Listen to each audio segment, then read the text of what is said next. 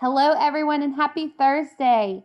Yesterday, in our reading mini lesson, we talked about why authors write their stories and how we can figure it out. Remember how we talked about dedications? Today, we're talking about one specific author. We're learning about how authors or illustrators, how we can learn more about them by reading many of their books. So today we read another book by Patricia Polacco. What books have we read by Patricia Polacco? We started with My Rotten Red-Headed Older Brother. And which one did we read today? Teachers, please call on a friend.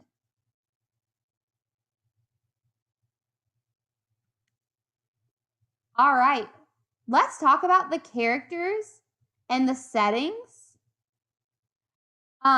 Remember that the settings is where the story takes place. So we want to talk about the characters, the settings, and the illustrations, our pictures. Okay? So teachers, I would like for you to pause to discuss this. We're going to talk about the characters, the settings, and the illustrations of our two books. So go ahead and pause here to discuss.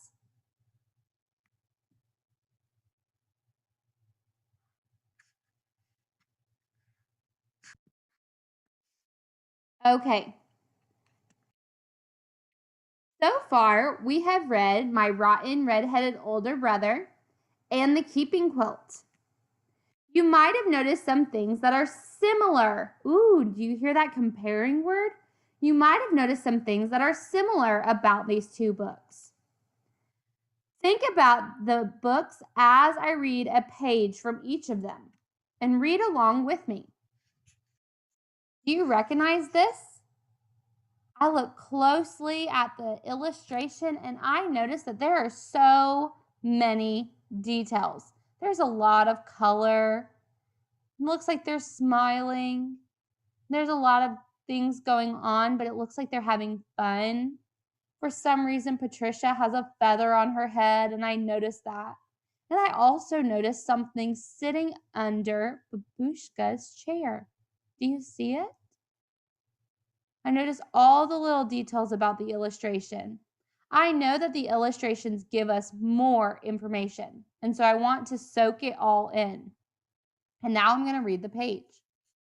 My brother and our mother and I all lived with my grandparents on their farm in Union City, Michigan. Michigan is a state in the United States. Now, my babushka, my grandmother, knew lots of things. She knew just how to tell a story. She knew how to make ordinary things magical. And she knew how to make the best chocolate cake in Michigan. After she told my brother and me a grand tale from her homeland, we'd always ask, Bubby, is that true? She'd answer, Of course it's true, but it may not have happened. And then she'd laugh. Now I'm going to read a page from The Keeping Quilt. Lean in closely and look at this picture. I noticed something. Do you notice it? I noticed that this picture only has color on this little girl. I see the colorful babushka. And now I'm going to read it. When my great-grandma Anna came to America, she wore the same thick overcoat and big boots she had worn for farm work. But her family weren't farmers anymore. In New York City, her father's work was hauling things on a wagon, and the rest of the family made artificial flowers all day. I want to go back because I noticed something else. New York City. That's another place in America. Everyone was in a hurry, and it was so crowded, not like in back home Russia. But all the same, it was their home, and most of their neighbors were just like them. I see this phrase here, back home Russia, and it made me think of something I saw on this page. It says, after she told my brother and me a grand tale from her homeland. Now I'm going to look back home, Russia. That must be that she's talking about the same place. Now we're going to think about these two books. We are going to use our comparing skills here. You ready? Lean in close and show me those big eyes. Thank you. Now we are going to look at this chart that says what Patricia Polacco always includes and what she often includes. Often means frequently, kind of like a lot of times, when always means every time. So let's look through this. It says that Patricia Polacco always includes details about her own life, her family history, and culture in her stories. And I look back at these pictures. I see where she's with family. She's talking about traditions. She's talking about culture. She talks about their family history in back home Russia.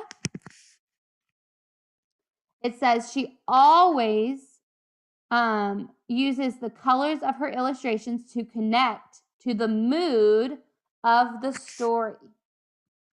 So the mood of this story, My Rotten Red-Headed Older Brother, it's a bright and colorful and exciting book. There are a lot of things going on and it's kind of chaotic. The illustrations show me that.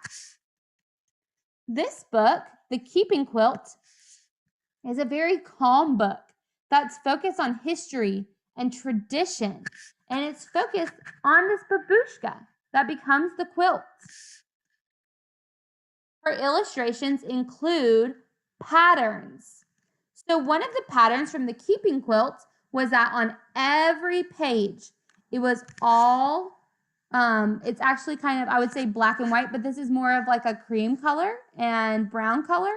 And the only thing that's colorful is the babushka in the quilt. And her books have humor. When I read this, I thought it was really funny. Right here at the end where Babushka said, "Of course it's true, but it might not have happened." And then she laughed. It seems like they laugh a lot. Now let's look at some of the things that she does often. She often includes sound words in capital letters. So that would be like if she said, "Bam!" she would spell that with a capital B-A-M. You'll see that in another one of her books. Her stories take place in the past. We already know that so far her stories are memory stories. So yes, a lot of them take place in the past. Some of them are retellings of folk tales. Some of her illustrations are done in both color and in black and white. And her books often include information about the characters and why the characters and events are so important to her. If we're not sure if she always does something or if she often does something, what could we do? I know that we could go back and we could look in the book, especially using this chart, and we could say, does she always retell folk tales? No, sometimes these are memory stories and sometimes they are retelling of folk tales. So I would put that in the often category. So when we're not sure, we can go back and look in the books and compare them.